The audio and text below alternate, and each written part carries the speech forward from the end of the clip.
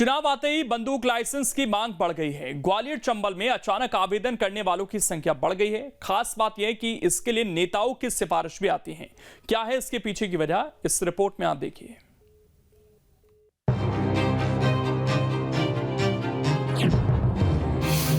चुनाव आते ही हथियारों की बढ़ी मांग।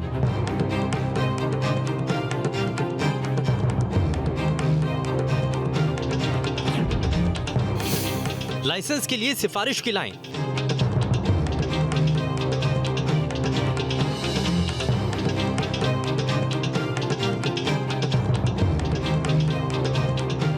हाना की होड़ में हथियारों का चलन ऐसा बढ़ा कि अब उसे कंट्रोल करना प्रशासन के लिए सिरदर्द बन चुका है।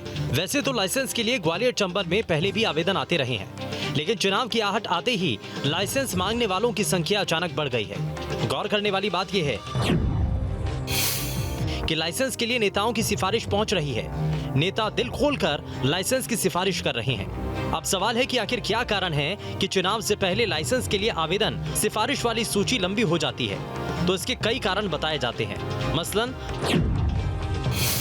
पूरे साल नेताओं के पास पैरवी पहुंचती है। चुनावी साल में नाराजगी का डर रहता है।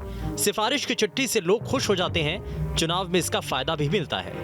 यानी यहाँ भी वोटों के फायदे के लिए संभाग में हथियारों की होड़ को बढ़ावा दिया जा रहा है।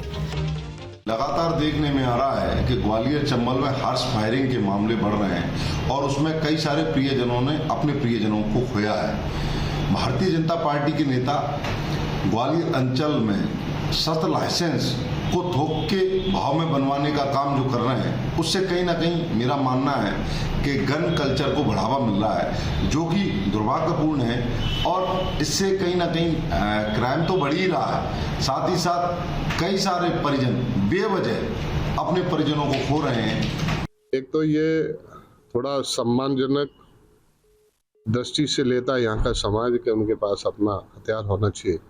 दूसरा, बहुत सारे लोग सिक्योरिटी के क्षेत्र में काम करते हैं और उनको अगर डंडे वाले हैं वो, तो उनको शायद 8-9 हज़ार रुपये मिलते हैं। अगर उनके पास गन है तो उनको 12-13 हज़ार रुपये। तो रोजगार से जुड़ा भी विषय है। जहाँ तक इलेक्शन का विषय है तो सामान्य जनता के मन में ये भाव रहता है कि इस समय जो जनप्रतिनिधि हैं वो तत्परता से लोगों की मदद करने के लिए अग्रसर होते हैं। तो इसी आश में उनको ये लगा कि ये समय है और अभी जनप्रतिनिधि सहयोग कर देंगे। आवश्यकता तो है, उनकी नीड तो है। आपको हैरानी होगी कि ग्वालियर चंबल में हर साल 3500 आवेदन आते हैं। स्क्रूटनी के बाद करीब 1200 लाइसेंस जारी किए जाते हैं। प्रशासन के सामने सबसे बड़ी चुनौती चुनावों और शादियों में होने वाली हर्ष फायरिंग को रोकने की है, क्योंकि आए दिन हर्ष फायरिंग में लोगों की जान जा रही है। एक दिन पहले ही हर्ष फायरिंग में एक छात्र की जान चली गई। मध्य प्रदेश के ग्वालियर चंबल रीजन में लोग हथियार सुरक्षा की दृष्टि से नहीं, बल्कि शौक और स्पर्धा के लिए लेते हैं और इसके लिए वो लीडर्स यानी कि विधायक, मंत्री जो क्षेत्रीय हैं, उनकी सिफारिश कलेक्टर्स के पास भेजते हैं और ये सिफारिश पूरी लेटर हेड पर पूरी लिस्ट की लिस्ट जाती है। और ये आजकल इसकी तादाद इसलिए भी बढ़ी है क्योंकि चुनाव नजदीक है। यहाँ के लोग नौकरी लगवाने से ज्यादा महत्व लाइसेंस पाने को देते हैं, इसलिए इनको ऑबलाइज करने के लिए चुनाव में ये लीडर उनका फायदा उठाते हैं। हालांकि प्रशासन ने एक मुहिम चलाकर बड़ी संख्या में लाइसेंसों को निरस्त किया, लेकिन तब भी लाइसेंसी हथियारों की संख्या ग्वालियर चंबल में ज्यादा है।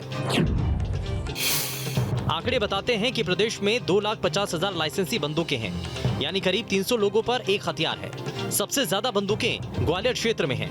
ग्वालियर में करीब 24,000 लाइसेंसी हथियार हैं, तो भिंड में करीब 21,000, छतरपुर में 13,000 लाइसेंसी हथियार हैं। सबसे कम लाइसेंस आदिवासी इलाके डिंडोरी में है। चिंता की बात तो ये है कि लाइसेंसी हथियारों की संख्या ज्यादा होने से ग्वालियर चंबल में अवैध हथियारों की संख्या भी बढ़ने लगी है। ग्वालियर चंबल अंचल की बात करें तो नेता के द्वारा किसी भी परिवार को शस्त्र लाइसेंस दिलाना उसका सबसे बड़ा एहसान माना जाता है, क्योंकि ये यहाँ का स्टेटस भी है और लोगों की ज़रूरत भी।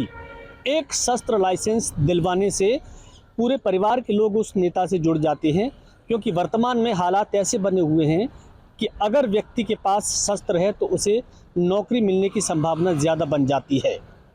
हालांकि ये मांग आजकल से नहीं है, बल्कि पिछले कई सालों से लोगों की लाइसेंस मांगने की मांग चुनाव के नज़दीक लगातार बढ़ जाती है। अब देखते हैं इस बार चुनाव में ये सूची कितनी बड़ी और होती है, क्योंकि चुनाव में अभी थोड़ा सा वक्त है। Vinod Sharma, news state. अब इसमें खबर तो यह है कि ग्वालियर चंबल में पहले डाकुओं से खतरा था, बचाव के लिए लाइसेंस दिए जाते थे। डाकुओं के खत्म होने के बाद हथियार रखना शौक बन गया, और यही शौक कई बार जो खुशियां होती हैं उनको मातम में बदलता है, क्योंकि हर्ष फायरिंग के न जाने कितने सारे मामले सामने आते हैं जिनमें बहुत सारे लोगों की अब तक जान जा चुकी है। कोर्ट की भी इस पर सख्त गाइडलाइन आ चुकी है, लेकिन उसके बावजूद लोग मानने के लिए तैयार नहीं। और जब तक ये सुरक्षा के लिहाज से लिया जा रहा है तो ठीक है, लेकिन केवल दिखावे के लिए, शो ऑफ के लिए जब ये लिया जा रहा है तो इस समाज के लिए घातक ही साबित हो रहा है। अब बात